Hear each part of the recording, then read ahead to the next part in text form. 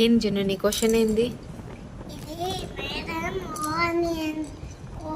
Wrong అని చెప్తుంది, ఓ అని చెప్తుంది ఒకసారి, మళ్ళీ మరి మళ్ళీ ఒకసారి జీరో అని చెప్తుందా?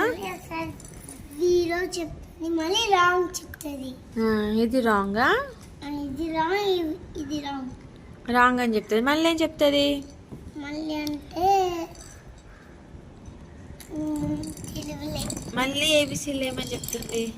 మళ్ళీ ఏబిసిలో దాంట్లో ఎక్స్ పోతే ఎక్స్ అని చెప్తుందా? ఎక్స్ అని చెప్తుంది. అప్పుడు ఎట్లా నీకు ఇప్పుడు అవి ఎట్లా? ఒక మేడం ఒకటి చెప్తుంది, ఒక మేడం ఒకటి చెప్తుందా? అయితే నేను చెప్తా ఆగు. ఇది ఇట్లా రౌండ్గా, మొత్తం ఇట్లా రౌండ్గా ఉంటే జీరో. నేను చూపిస్తా. రౌండ్గా ఉంటే జీరో. ఓ ఓకే. ఓ ఎందులో వస్తుంది? ఏబిసిలో వస్తుంది. ఓకే.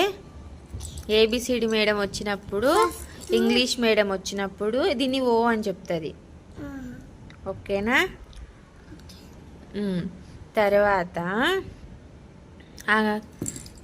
ఇదేమో ఏంది?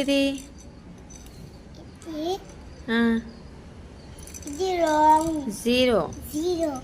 ఈ జీరోనేమో మ్యాథ్స్ మేడం 1 2 3 చెప్తుంది కదా మ్యాథ్స్ మేడం. మ్యాథ్స్ మేడం వచ్చినప్పుడు దీన్ని జీరో అంటది. జీరోనేమో ఇట్లుంటుంది, ఈ షేప్లో ఉంటుంది.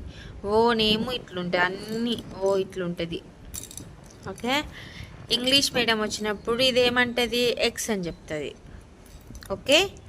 ఇంగ్లీష్లో ఏబిసిలు రాసినప్పుడు దీన్ని ఎక్స్ అని చెప్తారు. ఓకేనా?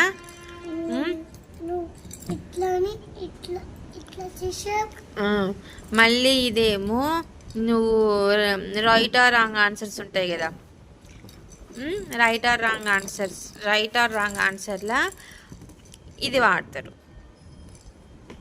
ఓకేనా? ఇది కింద ఉంటేనేమో 6,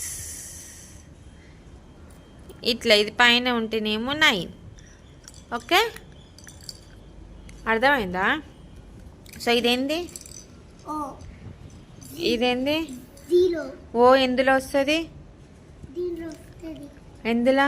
ఏ మేడం చెప్తుంది? ఇంగ్లీష్ మీడియం చెప్తుంది. ఇది ఎక్స్ పెట్టి, ఇది ఎక్స్ మేడం కాదురా, ఎక్స్ అంటారు. ఎక్స్ని ఏబిసిడ్లా ఎక్స్ వస్తుంది కదా.